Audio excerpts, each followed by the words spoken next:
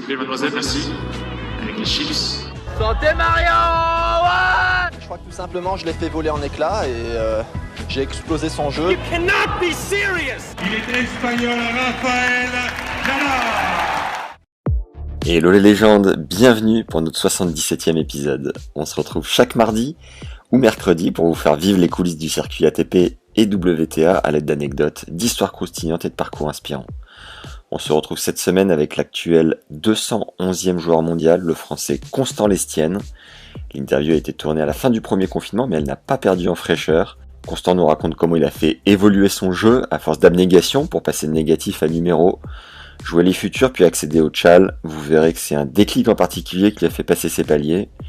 Il nous parle de la différence des conditions de jeu et de niveau en détail entre futurs et challenger, et même du gap avec les joueurs du top 100. Excusez la qualité du son, il y a parfois un peu de vent dans l'oreillette, mais globalement ça le fait. Notre invité nous raconte les 3 semaines avec Federer chez lui, à Dubaï, à faire sparring avec Corentin Moutet. On couvre ses ambitions, ses paliers mentaux, ses collègues de travail, son amour pour la magie. Constant se livre en toute décontraction et ça fait plaisir de découvrir cette personnalité du circuit secondaire à qui on souhaite d'accéder au top 100 et même plus. Avant de lancer l'épisode, je t'invite à t'abonner à notre newsletter gratuite en lien dans la description. J'envoie 2 ou 3 mails par semaine avec le conseil coaching numéro 1 de nos derniers invités du podcast. Généralement, c'est du pain béni et c'est gratuit, alors fonce, c'est le premier lien juste en dessous. Pense à nous mettre un like si t'es sur YouTube, 5 étoiles et à t'abonner, peu importe la plateforme audio sur laquelle t'écoutes notre podcast. Enfin, cette semaine t'as accès à notre 12e masterclass, le coup droit parfait, avec la biomécanicienne Caroline Martin, passée sur le podcast épisode 70. Une masterclass c'est quoi ? C'est un cours en ligne avec un expert qui nous transmet tout ce qu'il sait sur un sujet donné. Je propose donc à certains invités du podcast d'intervenir sur ces masterclass en leur posant la question suivante: où es-tu le plus fort et quel sujet maîtrises-tu le mieux ? Nous élaborons ensemble un plan et comme j'ai passé des milliers d'heures à m'entraîner sur un cours de tennis ou à jouer en match, je creuse certains sujets, questionne ou relance l'expert au micro pour être sûr d'avoir bien compris et vous permettre de mettre ces cours en application dès votre prochain entraînement.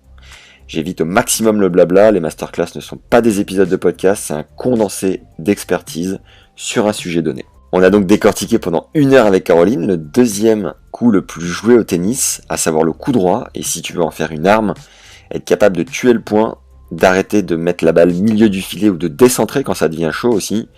Notre 12e masterclass sur le coup droit parfait est en ligne. On te détaille tous les fondamentaux d'un coup droit parfait sur le plan biomécanique.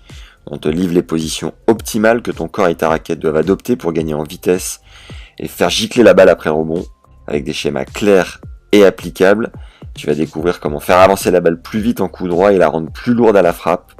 Tu vas au passage gagner en sécurité dans ton jeu en faisant davantage tourner la balle. Caroline nous livre aussi le petit plus des pros en fin de préparation de coup droit, ce que les anglo-saxons appellent tap the dog, caresser le chien. On détaille enfin le type de prise de coup droit et d'appui pour non seulement choisir les plus efficaces et les moins traumatisants pour ton corps et éviter les blessures. Toutes les masterclass sont garanties satisfaits ou remboursés à vie avec une simple demande par mail. Tu n'as plus d'excuses pour ne pas progresser cette année et aller grappiller 2 classements avec ce nouveau cours en description. Il est possible de recevoir un nouveau cours tous les 15 jours avec la formule abonnement ou alors de récupérer là ou les masterclass de ton choix en cliquant sur le 2e lien en description de l'épisode. Si tu as la moindre question, écris-moi à max@tennislegend.fr et je t'enverrai toutes les infos par mail. Allez, c'est parti pour notre 77e épisode avec Constant Lestienne. Bonne découverte et bonne écoute à tous. Alors Constant Lestienne, t'es né le 23 mai 92 à Amiens, en Picardie. On a presque un point commun, Constant, parce que je suis né à Beauvais, figure-toi, si c'est pas beau ça. Ok. Tu fais c'est pas loin. Tu fais 1m80 pour 77 kilos. Non, ça c'est pas 77. Non. Ah, Je sais pas où tu as eu ça, mais c'est 72. d'accord, c'est sur ta fiche ATP. Enfin, les gars, ils sont pas bons. Ouais, ils m'ont rajouté quelques kilos alors. Ouais. T'as 2 sœurs plus jeunes que toi. C'est ça. La transition entre les juniors et le circuit a été assez dure parce que tu t'es blessé pendant 1 an et demi à la hanche. Tu mets tes ambitions de côté et commences des études en management. En 2012, tu repars sur le circuit en voulant terminer ton cursus d'études. Tu mets 3 ans pour rentrer dans le top 300. Début 2016, tu es 205e. La Fédé t'offre une wildcard à Roland. C'est l'occasion de souffler financièrement. Et pourquoi pas de faire un bon coup. Sauf que malheureusement, il te la retire la veille du tournoi à cause d'un pari sportif de 2,90 € que tu avais placé pour solder ton compte alors qu'il est interdit aux joueurs de paris en ligne. Ceci dit, tu t'en es plutôt bien servi, tu as plutôt bien rebondi pour obtenir tes meilleurs résultats dans la foulée. En septembre 2016, tu es 164e et c'est à ce moment qu'intervient ta suspension. Tu as pris 7 mois écarté du circuit et 10 000 $ d'amende. Mais ta durée de suspension a finalement été réduite de moitié, c'est ça, non? C'est ça. Ouais. Et ton amende a été compensée par des travaux d'intérêt généraux, non? La moitié. La moitié, d'accord. Tu redescends 450e pour revenir plus fort. 142e à ton meilleur en janvier 2019. Tu as remporté 2 challengers et 5 tournois futurs depuis tes débuts en 2012. Ta surface préférée est le dur. Ton coup l'amorti. On a d'ailleurs sorti quelques-unes bien placées contre Richard à Metz. J'ai vu une vidéo tout à l'heure. Tu fais un début de match incroyable. Et le tournoi que tu mets au-dessus des autres est Wimbledon. Roger t'a invité 3 semaines à t'entraîner chez lui à Dubaï fin 2018. Tu es pour le PSG et tu as appris la magie dont tu es tombé amoureux en 2017 pendant une période de blessure. On te surnomme le chat pour ton relâchement sur le terrain. Est-ce qu'on doit ajouter quelque chose, Constant, à ton parcours jusqu'à… Non, c'est assez complet. D'accord. Ça me paraît juste. Ceci dit, j'ai rien trouvé sur les jeunes et les juniors. Quels résultats notoires? Ouais, c'est normal. Je n'ai jamais joué les juniors, c'est pour ça. D'accord. J'étais chez moi, je faisais des tournois adultes. Enfin, j'ai jamais fait le circuit junior parce que j'étais pas du tout part de la fédération française. Ouais. Donc, j'étais chez moi, j'allais à l'école et puis je faisais des tournois le week-end, comme comme normalement, quoi. Et du coup, est-ce que tu peux nous expliquer comment tu as pris ta première raquette et comment s'est passé les premières sensations? Ouais, je me souviens bien. J'avais 6 ans et puis avec ma sœur qui a 1 an et demi de moins que moi, on voulait faire un sport le mercredi. Donc ma mère nous a inscrits au judo. On n'avait pas aimé et puis on a essayé le tennis. Ouais. Ça nous a plu à tous les deux. Donc on a fait 1 an ensemble. Puis ensuite, moi, je suis passé dans un groupe, on va dire entraînement à 7 ans, 8 ans, et elle est restée en mini-tennis. Donc du coup, elle a voulu arrêter comme elle était plus avec moi. Donc voilà, j'ai joué à Amiens jusqu'à mes 15 ans, tout en suivant un cursus normal à l'école. Et puis ensuite, je suis descendu dans le sud de la France, à Nice, dans l'académie Charles Offray, à l'ISP Tennis Academy, Yes. à Sophia Antipolis. C'est maintenant où il y a l'académie de Moratoglou. Ouais. Et puis je suis resté 2 ans là-bas et j'ai passé mon bac par correspondance en restant là-bas pour bien m'entraîner. Et puis voilà, après ça, j'ai eu une période un peu dure de blessure où j'ai voulu arrêter le tennis à haut niveau. Ouais. Donc après l'académie, je suis rentré chez moi. Et puis j'ai fait un BTS management des unités commerciales en école. Donc là, c'était 35 heures semaine. Donc je jouais plus du tout au tennis. Et puis à 20 ans, j'ai continué un peu à rejouer. Et là, j'avais le niveau à peu près -15, -30. Donc j'ai quand même continué à faire des tournois. Et puis j'ai essayé de faire quelques futurs. Et c'est un peu la galère, mais ça m'a donné envie. Et puis voilà, c'est de là que c'est parti ma carrière professionnelle. Tu peux nous préciser ton évolution au classement français de non classé Ouais. à 30? Ouais. Alors, non classé. Ensuite, je vais pas parler des intermédiaires, mais je vais faire les classements. Parce qu'avant, il y avait justement qu'un seul intermédiaire au mois de juin, mais maintenant, je sais qu'il y en a plein. Je sais même pas comment ça marche. Mais oui, j'étais non classé, 31. Après 15-3. Après 15-1. Après, je me suis maintenu une année à 15-1. J'avais été un peu blessé. Okay. Après 3-6. Après 1-6. Après -4. Après -2. Pareil, j'ai été aussi blessé. Ouais. Après -4, je crois, encore. Et après, encore -4. Et après, promo ou -30 ou promo. À 17 ans, j'étais avec Gianni Mina qui était aussi -4. On était les deux seuls -4 pour donner une idée du classement. Ouais. De ma génération, on était les deux au meilleur classement. Et puis à 15 ans, j'étais 3-6. C'est les seuls paliers que je me rappelle, mais dont je me rappelle. Donc, Mais voilà. t'étais dans les combien français? J'étais toujours jusqu'à mes 16-17 ans, j'étais dans les 15-20 meilleurs, quoi. Ouais, dans les 15 meilleurs, peut-être. Et Ok. puis, à 17 ans, je me suis rapproché dans les 3-4 meilleurs, je dirais. Ouais. Et puis après, voilà, il y en a plein qui arrêtent. C'est un peu, voilà, il y en a plein qui, après le bac, décident de faire des études. Donc, on était un peu moins. Et puis, moi, je faisais partie de ceux qui ont continué. Donc, après, voilà, en 92, c'était pas une génération très forte. Aujourd'hui, il y a Romain Arneaudo qui est dans le top 100 en double. Il y a Gianni qui est un peu blessé, qui était quand même 220 aussi, je crois. Puis voilà, je crois que c'est tout. Il n'y en a pas eu d'autres qui sont rentrés dans le top 500. Donc, t'es allé au bout de ton BTS? Le BTS était assez drôle. J'ai fait un an complet, normal. Et au début de la deuxième année, je commençais parce que c'est vachement scolaire comme formation. Et je commençais à être un peu absent parce que voilà, je faisais un futur. C'était les qualifs, c'était le week-end, donc c'était bon. Mais quand je passais les qualifs, j'étais absent le lundi à l'école. Et donc là, je me justifiais aux professeurs, mais ils avaient un peu du mal à me laisser quand même venir, à me laisser rater les cours sans valider les matières et tout ça. Donc, au bout de 2-3 mois de la deuxième année, ils m'ont demandé de faire un choix. Donc, j'ai choisi de faire le tennis. Et donc, du coup, j'ai dû arrêter ma formation. Mais par contre, ils m'ont dit que comme j'étais sportif de niveau, c'est tout ce que j'avais fait était acquis et que je pouvais reprendre à n'importe quel moment au cours de la deuxième année pour valider le diplôme. Mais je l'ai pas validé du coup. Et donc, pour soigner cette blessure à la hanche, t'as pas touché la raquette pendant plus d'un an, quoi. Ouais, c'est ça. C'est vraiment ça. C'est même plus d'un an. 1 an et 2 mois. Et J'aime pas trop parler de ça parce que voilà, mais en gros, oui, j'avais du mal je pouvais pas trop. C'était des périodes d'inflammation qui n'étaient pas régulières et dures à savoir. Donc, il y avait des jours où j'étais bien, des jours où j'étais pas bien, mais pendant 1 an et 2 mois, j'ai pas joué au tennis. Et avec quel fond t'es reparti sur le circuit? Parce qu'on sait qu'une saison coûte assez cher. Comment t'as subvenu à ces besoins?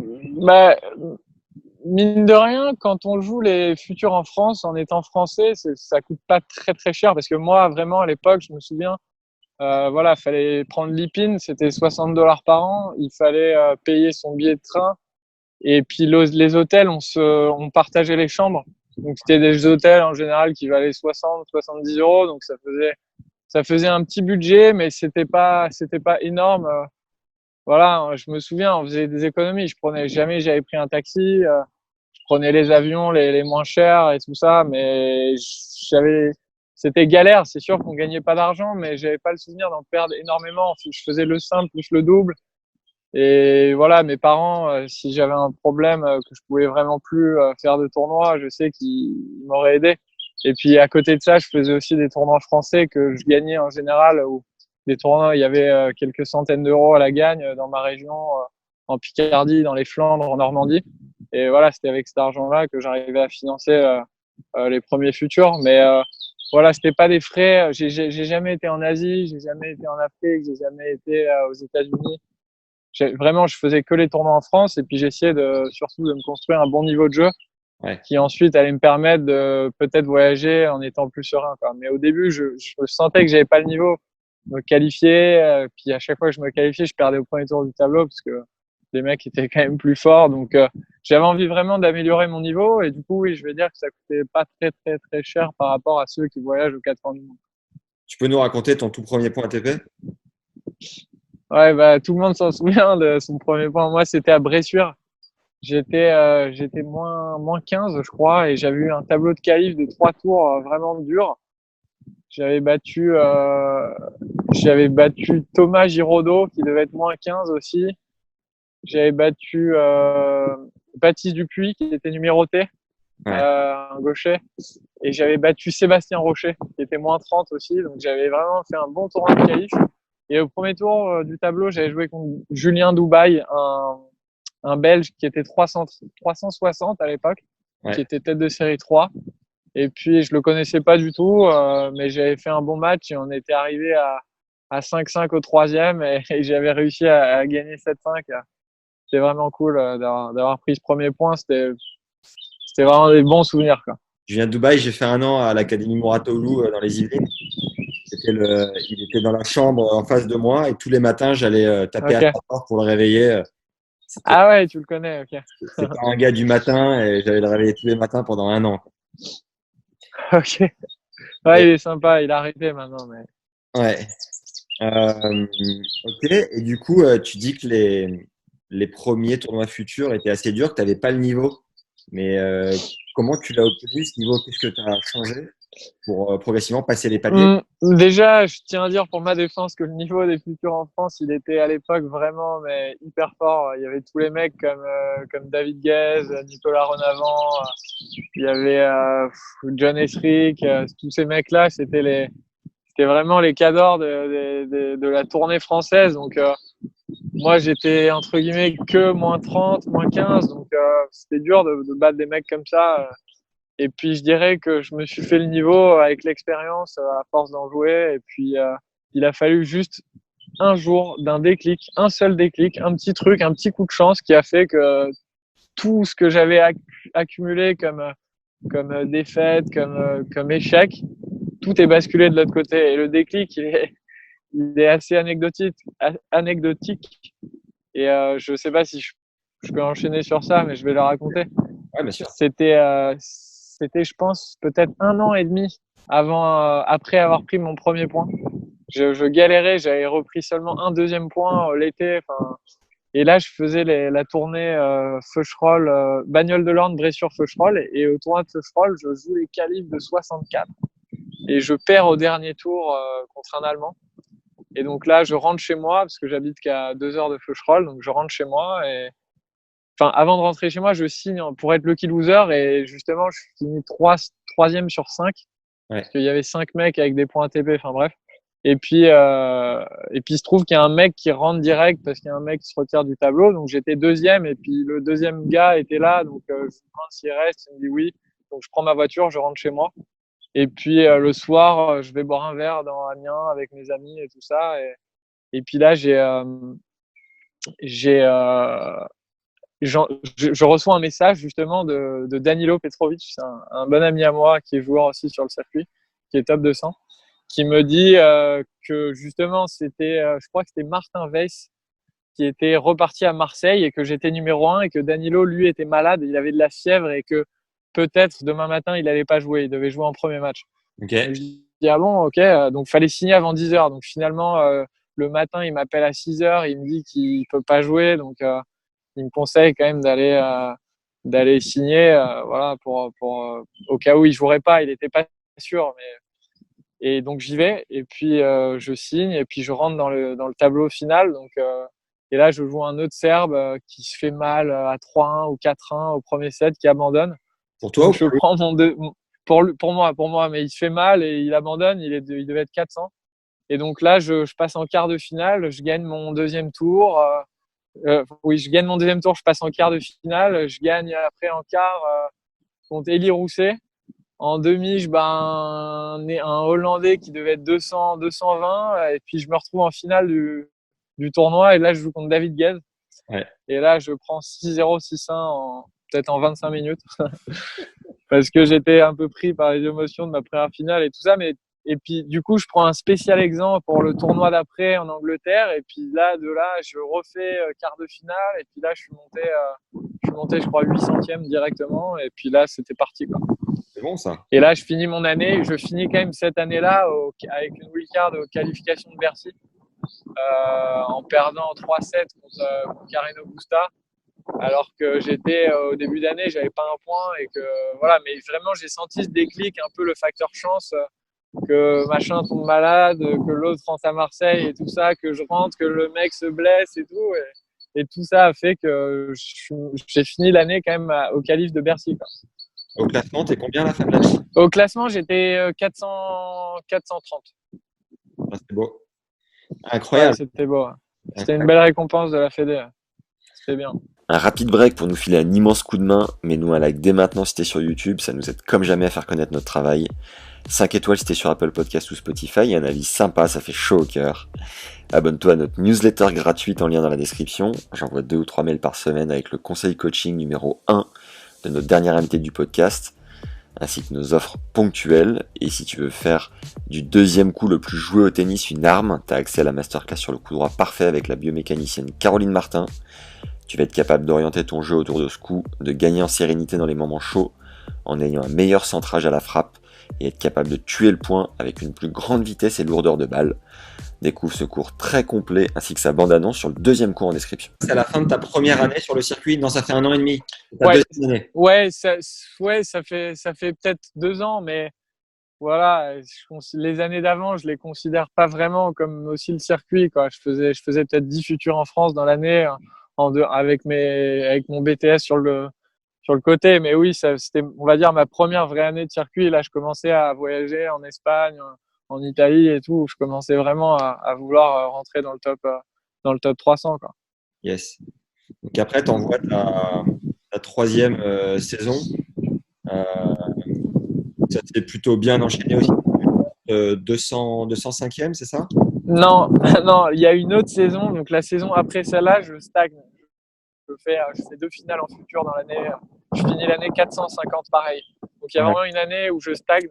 Et puis après, là, je suis parti à Paris m'entraîner dans une autre académie qui s'appelait Players, à Rueil-Malmaison, avec Grégoire Barrère et Jérôme Miserio et Victor Giramagin. On était 4. Et puis là, on avec Greg. Comment? C'était tenu par qui? C'était tenu par Franck Lemousse, c'était son nom, et il y avait comme entraîneur, c'était Mathieu Rodriguez qui m'entraînait. Ok. Et avec Grégoire, on s'est tiré une bonne bourse cette année-là. On était tous les deux 450 et on est tous les deux montés 250, je crois, ou 260, un truc comme ça. Et puis voilà. Puis après, on est partis tous les deux à la Fédé, je crois, avec Greg. Et on a fini tous les deux, pareil aussi, 160. Donc là, tu bascules sur les challengers déjà depuis un petit peu. Ouais, voilà. Ouais. À partir de 300, même un peu avant. En fait, je fais un gros coup à Saint-Brieuc où j'étais 400 et je fais qualifier demi.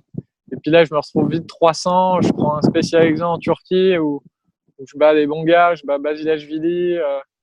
Je bats des bons gars. Je fais une autre demi et je me retrouve vite à 260, de 400 à 260. J'ai jamais été dans les 300, je crois. C'est fait assez vite. Puis après, j'ai un peu stagné jusqu'à d'un coup gagner un challenger alors que j'étais 280. J'étais 270. Et puis, j'ai gagné un challenger, un 90. Et là, je suis monté direct 205. Comment tu as vécu la différence de niveau entre Futur et Chal? Bizarrement, s'il y a pas, déjà la grande différence, c'est les conditions de jeu.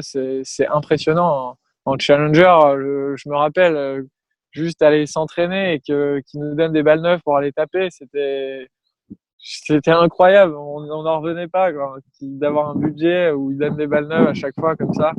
Et puis voilà, les conditions de jeu, il y avait un peu de monde, on jouait sur des terrains qui étaient de meilleure qualité, et voilà, tout ça fait que le niveau de jeu qui avait été acquis en futur dans des conditions un peu merdiques, il était un petit peu plus élevé en challenger. Et puis jouer des mecs qui étaient mieux classés, c'était aussi un peu facile de se lâcher, quoi. Moi, j'étais un peu nouveau dans les challengers, et puis j'ai fait un bon coup en gagnant à Ostrava, en République tchèque. Mais voilà, le niveau, il est pas énorme. La différence est pas énorme entre un mec qui est 350 et un mec qui est 150. Hein. Ça se joue sur des petits détails, la régularité sur une saison, l'expérience, mais j'ai pas senti une énorme différence du tout entre Futur et Challenger. Ok. Est-ce que tu peux nous sortir une ou deux galères un peu mythiques que tu as vécues, que ce soit en Futur ou en Chal, des trucs un peu de l'espace, quoi? Ouais, j'en ai une, j'en ai une qui était pas mal, mais c'était pas en Futur. C'était, je faisais les championnats du monde par équipe avec la France en 16 ans. Je crois que c'était la Coupe d'hiver, ça s'appelait. Ouais. C'était à Prague et j'étais avec Alois Bust en coach et Gianni Mina et Romar Neodo. Et c'était la première fois de ma vie que j'allais faire un match à l'étranger. Donc c'était à Prague. On avait tous 16 ans. Et puis on arrive à l'aéroport. J'avais une petite valise noire que ma mère m'avait aidé à faire et tout. Et puis on arrive à l'aéroport, on prend les valises, on arrive à l'hôtel. Et là, j'ouvre ma valise et j'avais pris la valise d'un passager, quoi. Donc j'ouvre la valise, c'était pas ma valise. Et donc Aloïs, il avait dû reprendre un taxi. C'était à plus d'1 heure et demie de Prague pour aller retourner, reposer la valise. Et il avait heureusement trouvé ma valise qui tournait encore sur le tapis. Et donc il me l'avait ramené, quoi. Mais c'était assez drôle. En plus, j'étais un peu novice des voyages, donc c'était assez drôle. Et sur les futurs ou challengers, tu te souviens pas? Sur les futurs et challengers, j'ai vraiment pas d'anecdotes drôles, de trucs qui me sont arrivés un peu inédits. Juste une fois, un futur en Espagne où je me souviens que j'avais hyper galéré à trouver le club. Mais vraiment, j'arrivais pas à prendre le train, à trouver la ville. Il y avait plusieurs villes du même nom. Enfin, je vais pas rentrer dans les détails, mais j'ai pas eu d'histoire. Je pense pas avoir une histoire assez croustillante digne de Tennis Légende à raconter. Tu réinvestissais tout ce que tu avais chaque année ou tes parents te filaient un peu d'argent? Tu faisais comment?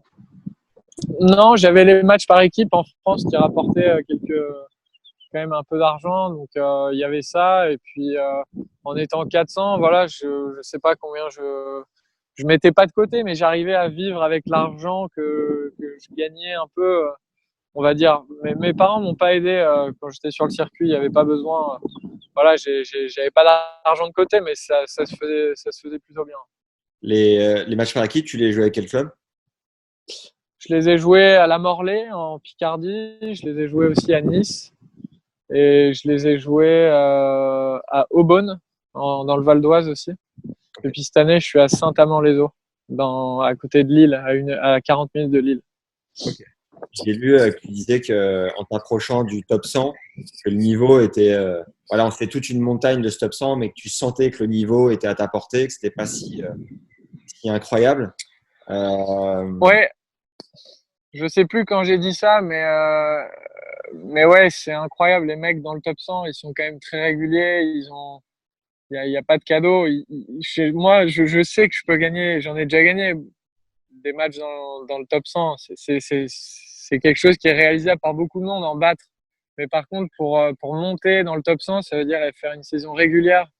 Et ça, je respecte beaucoup les mecs qui sont top 100, qui arrivent physiquement à faire une année complète et tout ça. Ça, c'est pas facile. Mais c'est vrai que le niveau de jeu d'un mec qui est 80, c'est le même qu'un mec qui est 140, je pense. Ouais. Tu sens que t'es pas loin, que ça te tend les bras? Ouais, voilà, c'est ça. C'est juste ne pas être blessé, ne pas avoir de pépins physiques, je pense. Et puis avoir confiance en soi, être prêt physiquement et avoir un petit déclic, un petit coup de chance. Ça arrive, des mecs on en a vu plein, des mecs qui étaient lucky losers, qui gagnaient un ATP, ou des mecs qui font un tournoi sur un nuage et qui leur permettent après d'être tableau à tel tournoi et enchaîner. Voilà, moi je continue personnellement de croire que c'est possible.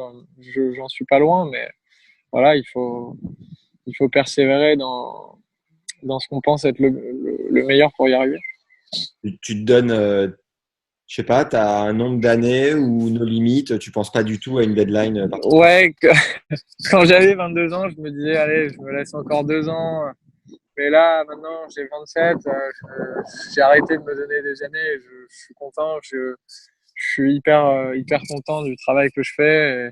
Et voilà, je jouerai au tennis et j'essaierai d'y arriver si j'y arrive pas avant, jusqu'à la fin de ma carrière, jusqu'à ce que mon corps il me dit stop, quoi. Mais je me donne pas un nombre d'années, non, parce que je sais que je peux vraiment y arriver, quoi.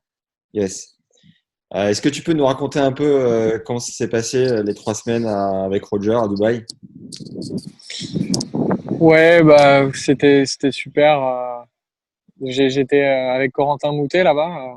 On était tous les deux parce que Roger voulait voulait avoir 2 mecs en face de lui pour les exercices un peu plus durs, pour bien le faire bosser. Ouais. Donc moi j'étais avec Corentin là-bas, on s'entraînait le matin tous les deux. Ouais. Juste Corentin et moi, on se faisait des sessions de 3-4 heures. Et puis l'après-midi, on jouait 1h30, 2 heures avec Roger à 2 à chaque fois. je me suis jamais entraîné juste avec Roger. À chaque fois, on était à deux avec Corentin face à lui. Mais c'était une superbe expérience. Roger, c'est un mec qui est incroyable. Je pensais pas du tout que voilà qu'un champion comme ça pouvait être si gentil. Et voilà, Roger, il a vraiment, il a pris un peu de temps aussi pour me parler de mon jeu, me donner quelques conseils de lui, de sa carrière, des moments un peu durs qu'il avait eu quand il était jeune, qu'il était nerveux. Donc c'était vraiment hyper enrichissant d'avoir côtoyé un mec comme ça. Enfin, tout le monde le connaît, c'est Roger, quoi. C'est une légende vivante.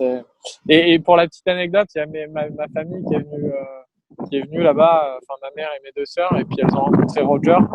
Et Roger, il était adorable avec.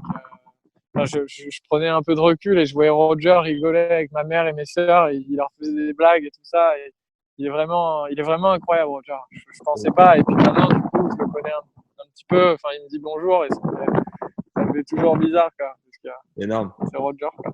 Ouais. On peut cacher le micro. Et Séverin et Lubitschik, Séverin Loutier et Lubitschik te filaient quelques conseils aussi? Ouais, c'est vrai, un petit peu. Mais voilà, c'était quand même les entraîneurs de Roger. Ils étaient super sympas. Mais non, ils me coachaient pas. Moi, je suis allé tout seul là-bas. J'avais pas de coach.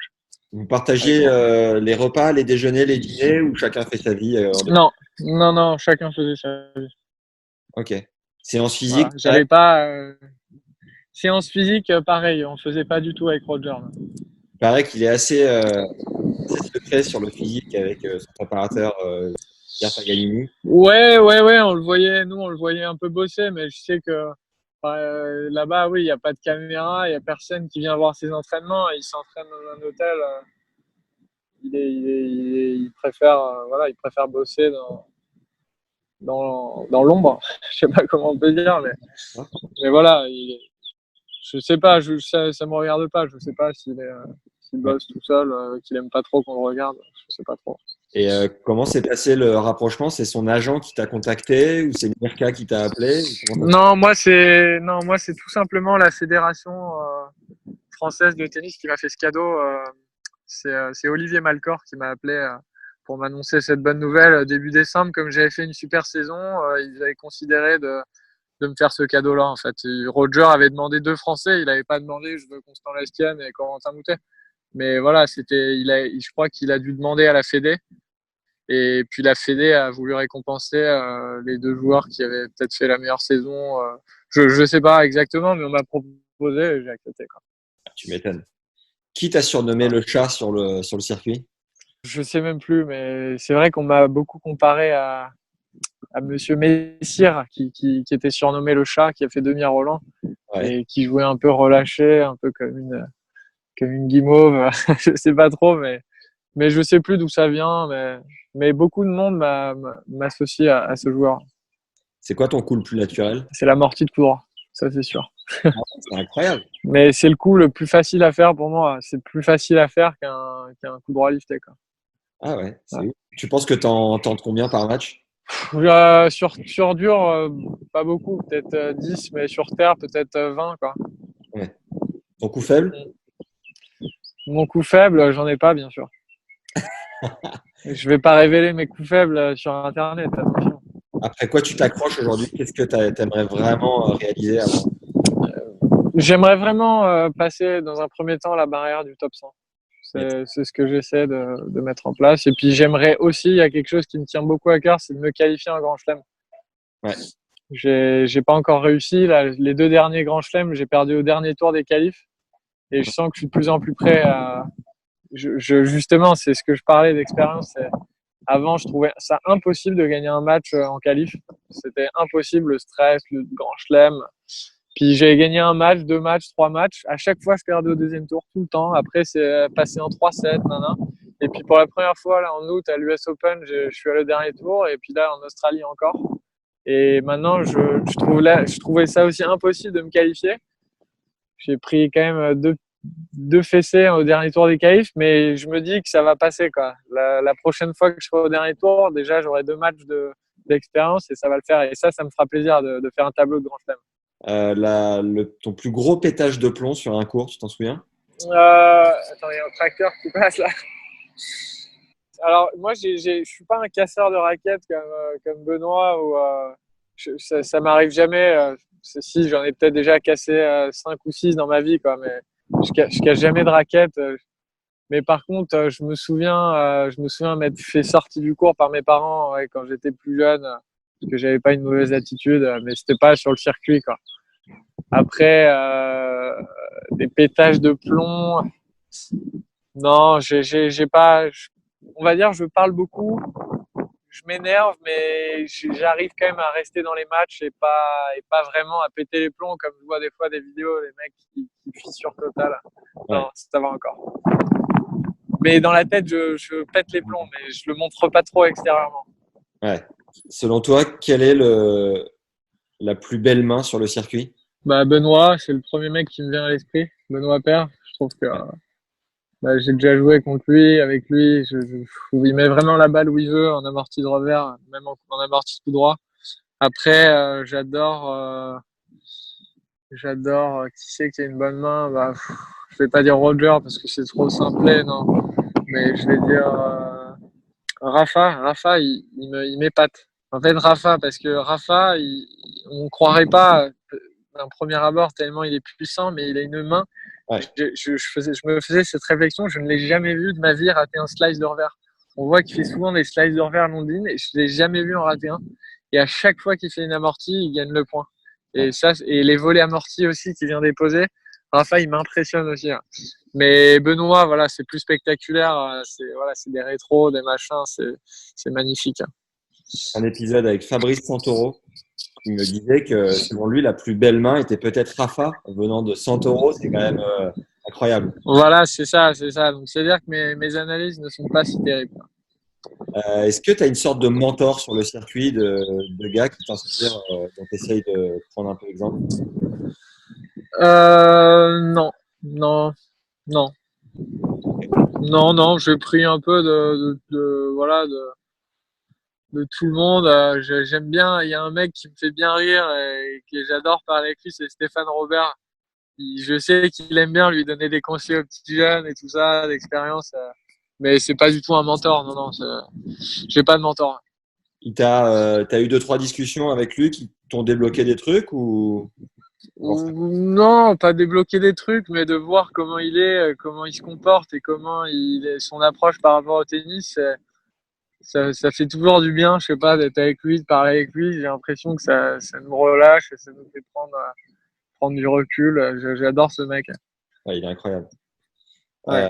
Est-ce que tu te souviens d'un jour où tu as été totalement injouable? Ouais, cette année, j'ai fait un match à Porto Rose en quart d'un challenger, ou non, en huitième, contre un Italien, Matteo Viola, qui est 200e, contre qui j'avais perdu 6-1, 6-2 quelques mois avant. Et là, j'ai gagné 6-0, 6-1 en 35 minutes. C'était pareil le soir, de nuit. J'avais l'impression que je pouvais rien rater. Tout ce que je tentais, ça passait. Quand il m'a serré la main, il était défait, mais il m'a quand même dit bravo. Mais je sentais, il comprenait pas du tout ce qui venait de se passer. Il a vraiment pas compris. Mais voilà, ça arrive rarement quand même. Mais ça m'est arrivé quelques fois dans ma carrière. Mais le dernier en date, c'était celui-là, cet été à Porto Rose. Est-ce que tu as une bête noire? J'ai pas la sensation d'avoir une bête noire. Juste, il y a quelques mecs que j'ai eu du mal à jouer. Il y a David Guez que j'ai perdu 6 fois d'affilée avant de battre une fois pour la première fois. Mais sinon, il y a Elias Ymer que j'ai joué 4 fois, que j'ai perdu 4 fois, 6-4, 7-5 au troisième. Mais après, les mecs que j'ai tout le temps perdu, non, je crois pas. J'ai pas de bête noire, non. J'ai pas un mec où je me dis, ouais, c'est mort. Non. Quel a été le plus gros frisson que tu as eu sur un cours? C'était où? Le plus gros frisson que j'ai eu, c'est la première fois que je me suis qualifié en ATP. C'était à Estoril. Et là, j'étais pas très bien classé. Je devais être 3 ou 400 et j'avais battu Pedro Sousa au dernier tour des cages devant son public au Portugal 7-6, 7-6. Et j'avais jamais, là, me qualifier, de m'imaginer faire un tableau d'ATP et tout. À la balle de match, je me souviens, il a fait un revers qui est sorti en longueur. J'avais des frissons même là en le racontant. Ça me rappelle des souvenirs, c'était trop cool. Et après, voilà, les 2 fois où j'ai gagné les challengers, le fait de finir une semaine en vainqueur, ça fait quand même plaisir aussi. Ton premier tour contre Gasquet à Metz, tu l'as vécu comment? Parce que tu commences méga agressif, tu mets que des. Là, tu le prends à la gorge. Ouais, bah mais là, voilà, c'était un match que je prenais vraiment. Je suis vraiment parti du début en me disant que j'allais le battre, quoi. Je me voyais bien le battre avec mon jeu. Et on s'était entraîné pas mal de fois ensemble l'hiver au CNE. J'arrivais à lui prendre des sets et tout ça. Et voilà, Richard, bah, j'ai eu une ouverture à 4-3, 0-30. Et puis finalement, bah voilà, l'expérience a parlé. J'ai raté un ou deux passings à 30A, machin. Et puis au deuxième set, il a pris plus confiance et moi un peu moins. Mais c'est vrai que Richard, je savais ce qu'il faisait avec son revers, ses coups pour croiser et tout ça. Et j'avais vraiment mis une tactique en place de lui rentrer dedans. Et puis voilà, comme je jouais un mec qui était si bien classé, j'avais un peu moins de pression que jouer un autre match. Donc c'est vrai que j'avais fait un bon match, mais malheureusement, il m'avait quand même battu. Est-ce que ça t'est arrivé de faire la brinque un peu sur le circuit? Non, pas énorme. Oui, ça m'est déjà arrivé d'aller boire des bières après avoir perdu un match à l'autre bout du monde avec les mecs au tournoi. Voilà, on est toujours toutes les semaines ensemble. Mais par contre, oui, j'ai jamais fait des bringues à me coucher à 6 heures du mat en tournoi et tout ça. Non, parce que j'allais pas à l'autre bout du monde pour ça. Mais voilà. Est-ce que tu penses qu'il y a un moment dans ton évolution, tu as pris le boulard? Bah alors là, ça c'est pas à moi de le dire. Si je pense pas. Après, j'espère pas surtout, mais non, parce que tous les mecs, voilà, qui sont moins bien classés, que je vois faire des futurs, je suis en contact avec eux tout le temps et je sais où ils sont et que c'est dur et tout ça. Et voilà, moi, je suis pas non plus un génie du tennis. Je suis que 200e. Donc, j'essaie de pas avoir le boulard, tout simplement, parce que voilà, j'aime pas trop ça. Est-ce que tu te souviens de ton tout premier sponsor et ta toute première dotation de fringues, ce que tu as ressenti quand tu l'as reçu? Ah ouais, alors là, je m'en souviens très bien. C'était grâce à Charles Offray. Il m'avait dégoté un contrat Adidas Ouais. sur 2 ans. J'avais 15 ans et quand j'avais ouvert les cartons et que je voyais des trucs Adidas emballés neufs et que je me disais que c'était pour moi, tout ça, c'était incroyable. Et même encore aujourd'hui, quand j'ai des habits, aujourd'hui, je suis avec le coq et quand je reçois des habits sous blister, je réalise juste à quel point j'ai de la chance, quoi. C'est stylé en plus, le coq. Il vous file des vêtements de ville aussi? Ouais, on a le droit vraiment à tout ce qu'on veut avec le coq. Bah, justement, il part du principe où voilà, si on peut s'habiller en ville le soir quand on va dîner au resto et tout ça, c'est bien. Et puis ils font des collections de sportswear, ils appellent ça, qui sont quand même géniales, surtout les pompes qui sont hyper cool, quoi. Comment est-ce que tu essayes de rester fit là pendant le confinement? Bah, au début, je m'entraînais vraiment beaucoup parce qu'on pensait tous se reprendre dans 6 semaines, au bout de 6 semaines, mais finalement, voilà, on sent qu'on va pas reprendre tout de suite. Donc, pour l'instant, je reste juste fit, on va dire. Je fais 2 heures de sport par jour. Je vais courir 2 fois par semaine. Et puis voilà, je fais des abdos, un peu de muscu du haut, un peu de muscu du bas. Et c'est tout, quoi. Mais je fais le minimum pour rester fit et pour être prêt à m'entraîner quand on aura plus de visibilité sur la date de reprise. Ouais. Quelle utilisation tu as des réseaux sociaux et combien de temps tu passes par jour, tu penses, dessus? Bah, j'utilise que Instagram. Après, des fois, je fais un petit tour sur Twitter ou Facebook, mais je l'utilise pas trop. Mais Instagram, ouais, j'y passe je sais pas, 40 minutes par jour quand même. C'est beaucoup trop, quoi. Mais je sais qu'il y en a qui utilisent ça beaucoup plus. Mais j'aime pas trop être dépendant des réseaux, mais c'est quand même important pour plusieurs choses, les moyens de communication, l'image, les sponsors. Donc on est obligé d'y être. Moi, j'aime pas du tout être sur les réseaux, mais je le suis, quoi. J'avoue que je passe des fois mon temps des fois je regarde des stories, mais je me dis pourquoi, je veux savoir ce que les autres font. Mais voilà, on va dire que c'est la nouvelle vie, la nouvelle génération qui fait qu'on est comme ça maintenant, quoi. C'est quoi tes 3-4 comptes? Je l'assume. Un peu référents. Mes 3-4 comptes que je suis, alors c'est que des comptes de magie. Je suis quand même les trucs de tennis et tout ça, mais l'Instagram, je m'en sers beaucoup pour la magie, suivre des magiciens et prendre des idées de ce que je vois. Énorme. Mais sinon, je suis tous les mecs de tennis là. Non, pas tous les joueurs, mais tous les comptes ATP et tout ça où ils relaient toutes les vidéos. Tennis légende. Enfin, j'aime bien avoir des vidéos qui m'intéressent et qui donnent du plaisir à voir. J'ai pas envie de voir. J'ai pas envie de voir Tsitsipas, savoir ce qu'il fait dans son salon. Enfin, je m'en fous, quoi. Voilà, j'aime bien voir des vidéos de paddle, des points incroyables, des trucs comme ça qui divertissent, quoi. Tu peux nous dire comment tu as appris la magie et qu'est-ce que tu kiffes dans la magie? Ouais, bah, j'ai toujours un peu aimé ça, mais en 2017 que j'étais à la Fédé, j'ai eu une pubalgie pendant plusieurs mois et je savais que j'allais pas jouer pendant 3-4 mois. Donc du coup, j'ai voulu commencer la magie. Je suis allé dans un magasin à Paris. Et puis là, j'ai vu 2 mecs dans le magasin de magie qui faisaient voler des cartes et tout ça dans tous les sens. Et j'étais impressionné. Et ils m'ont vu les regarder. Ils sont venus vers moi. Ils m'ont demandé comment je m'appelais, si j'étais magicien depuis longtemps. Je leur ai dit non, je viens juste de commencer. Je connais rien. Puis, ils m'ont dit vas-y, fais-nous un tour. Puis là, donc je me mets à trembler. J'essaie de faire un truc pourri que j'avais vu sur YouTube.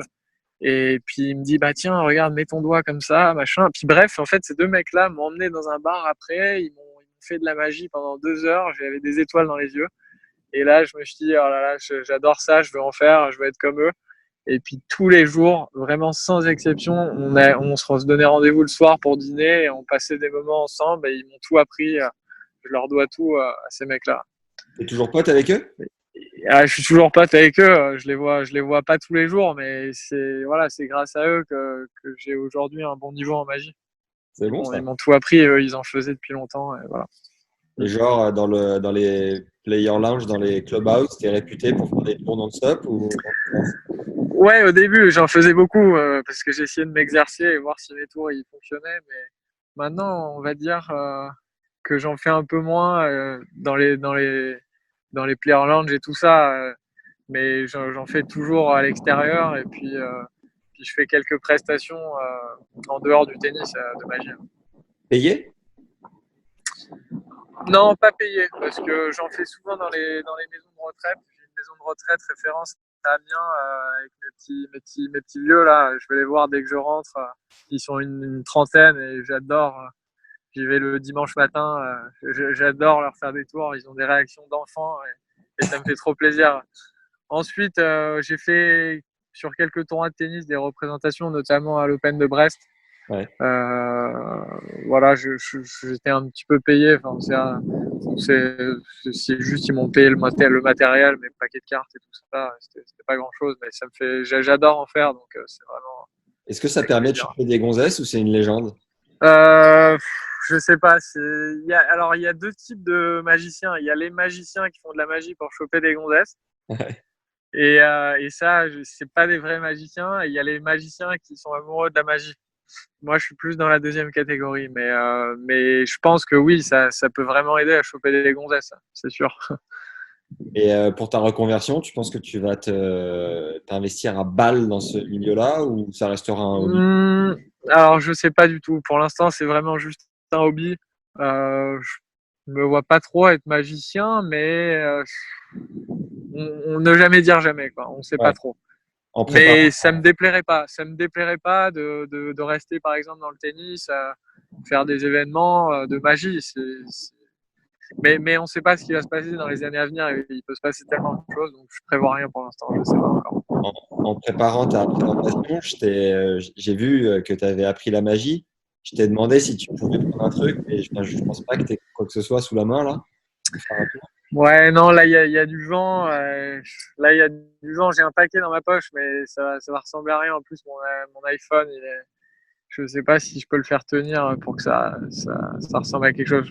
Je pense qu'il vaut mieux pas. Une prochaine. Une prochaine. J'ai quelques questions de fin pour terminer l'interview. Si le tennis n'avait pas existé, tu penses que tu aurais fait quoi? Je pense que j'aurais fait médecine. Mon père est médecin et j'étais passionné par la médecine, enfin tout ce qu'il m'a appris. le corps humain, les os, tout ça. Et je voulais être radiologue quand j'étais petit. Mais voilà, le tennis a pris la place. Je me suis pas vraiment posé de questions après. Quelle est l'expérience la plus incroyable de ta vie? L'expérience, je vais dire avoir joué 2 semaines et demie avec Roger. Ouais, Parce que je sais pas quoi dire quoi d'autre. C'est peut-être pas la réalité, mais c'était une expérience de fou. Le plat que tu cuisines le mieux? Hamburger maison avec patates douces en frites. Voilà. Est-ce que tu as un livre? Est-ce que tu bouquines un peu? Et si oui, est-ce que tu as un livre qui a marqué ta vie? Non, je bouquine pas du tout. Ok. Un film référence? Pearl Harbor. Le concert le plus ouf auquel tu as assisté? Jamais été à un concert de ma vie. C'est très triste. Désolé. Est-ce que tu pratiques la méditation? Non. Tu fais appel à un préparateur mental? Non. Non plus, tu n'as jamais trop voulu? Non plus. Si, j'ai déjà essayé, mais ça n'a pas trop accroché. Mais j'y pense de plus en plus. Je pense que ça peut vraiment m'aider, mais j'ai pas rencontré les bonnes personnes, je pense, encore. Ok. Quelle est la plus grosse période de doute de ta vie? Quand j'ai été blessé longtemps à 17 ans et que je suis retourné en première au lycée et que je joue plus au tennis, là, je me suis vraiment remis en question, savoir si j'allais vraiment pouvoir jouer au tennis. Ouais. Et là, je doutais, quoi. Et Voilà. ton toi d'aujourd'hui dirait quoi à ton toi de ce moment-là pour le réconforter un peu et lui dire que ça va le faire, il va pouvoir Ouais, il lui dirait que voilà, faut pas que 17 ans c'est jeune et qu'il y a toute la vie devant pour s'entraîner, pour réfléchir, prendre en maturité et pour se lancer et faire des bons choix. Donc ça sert à rien de douter à 17 ans, puisque 17 ans c'est encore très très jeune, quoi. Est-ce que tu aurais un conseil numéro 1 d'un coach qui te revient relatif à ta carrière sur le circuit? Non, j'ai pas de coach, de conseils qui me reviennent précisément en tête. Ok. Est-ce que tu as une citation que tu aimes bien? Qui ne tente rien à rien, j'aime bien cette citation. Tu tentes beaucoup du coup? Ouais, je tente beaucoup d'amortir. Est-ce qu'il y a une personne que tu nous recommandes d'avoir sur ce podcast que tu juges assez intéressante pour parler tennis et que tu pourrais nous aider à avoir? Non, je pense que vous serez meilleur que moi pour du recrutement. Je sais pas qui serait vraiment intéressant, je vais réfléchir à ça. Il y a Alex Sidorenko qui t'a coaché un peu. Ouais, il me coach toujours, Alex. On bosse ensemble. On bosse toujours ensemble depuis 1 an. Ok. Est-ce que tu pourrais éventuellement nous mettre en contact? Ouais, il serait d'accord. Il serait d'accord, Alex. Je vais lui en parler. Bon, trop bien. Qu'est-ce qu'on peut te souhaiter, Constant? Le truc le plus dingue qu'on puisse te souhaiter pour terminer? Me qualifier, que Roland ait lieu cette année et de m'y qualifier. Yes, alors là, bon, c'est improbable un peu, mais bon. Pas de me qualifier, mais que ça ait lieu. J'espère profondément que ça aura lieu. Je suis content que ça ait été décalé et qu'on a peut-être une chance de le faire, mais avec la situation, on n'est pas sûr que ça ait lieu. Yes. Écoute, c'est tout ce qu'on te souhaite. Merci beaucoup d'avoir pris le temps. Merci d'avoir joué le jeu. Et, de rien, avec plaisir. Bon, merci Max, on se tient au courant dans tous les cas. À la prochaine. Allez, ciao Max, ciao. Merci d'avoir suivi cet épisode avec Constant jusqu'au bout, et merci au chat du circuit pour sa fraîcheur. Mets-nous 5 étoiles et un commentaire sympa, j'adore te lire chaque semaine, et ça permet de mieux référencer notre travail, donc de le faire connaître à d'autres personnes. Tu l'as compris, ton commentaire a une grande utilité pour nous, donc prends ta plus belle plume et donne tout. Mets-nous aussi un like si t'es sur YouTube, et 5 étoiles sur Apple Podcast ou Spotify. Tu peux envoyer un message à Constant sur Instagram pour le remercier d'avoir pris le temps de témoigner pour nous, et nous taguer en story aussi au moment où tu écoutes le podcast. Ça nous aide à faire connaître ce contenu et à faire connaître aux gens qui te suivent la chaîne de podcast. Tu as accès à notre 12e masterclass sur le coup droit parfait si tu veux faire du deuxième coup le plus joué au tennis une arme. Ce nouveau cours a été tourné avec la biomécanicienne Caroline Martin. Tu vas être capable d'orienter ton jeu et de dicter les points autour du coup droit, de gagner en sérénité dans les moments chauds en ayant un meilleur centrage à la frappe et être capable de tuer le point avec une plus grande vitesse et lourdeur de balle. Découvre ce cours très complet d'1 heure et sa bande-annonce sur le 2e cours en description. À noter un point important, toutes les masterclass sont garanties satisfaites ou remboursées à vie. Avec une simple demande par mail, vous n'avez plus d'excuses pour ne pas progresser et aller grappiller 2 classements cette année, les légendes. Tu as une offre pour t'abonner dans le lien en description et pour recevoir un nouveau cours tous les 15 jours et ainsi fracasser tes barrières sur le terrain. Et si tu veux avoir accès à une seule masterclass en particulier, c'est possible. On en est donc à la 12e et les 11 précédentes sont listées en bas de la page en description. Tu peux les commander directement ou alors en m'écrivant un mail à max@tennislegende.fr. Et si ta carrière est derrière toi mais que tu veux quand même mettre ta pierre à l'édifice, n'hésite plus une seule seconde. Et par avance, un immense merci. Vous êtes une trentaine de légendes à avoir soutenu le podcast jusqu'à maintenant sur la plateforme Tipeee. Tipeee, c'est un moyen de nous soutenir financièrement à l'aide d'un don à partir de 3 € ou plus si le cœur t'en dit. Tu as le lien dans la description de l'épisode ou alors tu peux le faire en tapant Tipeee, Tipeee donc avec 3 E suivi de Tennis Légende Podcast dans Google. Le premier lien devrait être le bon et ainsi tu pourras nous régaler. Merci par avance. Blague à part, ça fait hyper plaisir de se sentir soutenu. Voilà, je le répète chaque semaine, mais ça fait une énorme diff à la fin de l'année et vraiment chaque type compte. Donc voilà, n'hésitez plus.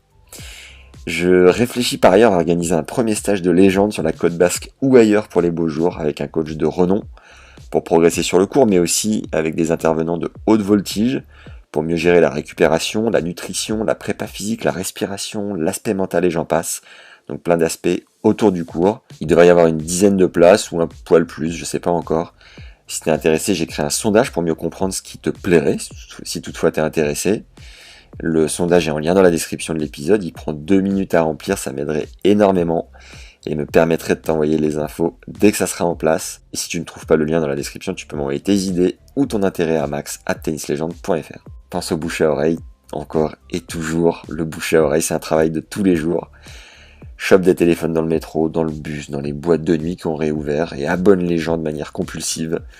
Au moins 3 par jour et 5 ou 6 à chaque soirée. Si tout va bien, on sera quelques millions sur cette chaîne d'ici 1 an ou 2. Ne lâchez rien. Et enfin, si tu as des idées sérieuses de partenariat ou autre, n'hésite pas à m'en faire part sur LinkedIn à Max Zamora ZAMORA ou sur Insta à Max_Zamora ZAMORA_TL. Je réponds à tout le monde avec grand plaisir. Voilà, c'est tout pour aujourd'hui. Merci d'être encore là. Tu es vraiment une légende, il n'y a pas à dire. Merci pour les bonnes ondes. Prends soin de toi et à très vite. Ciao.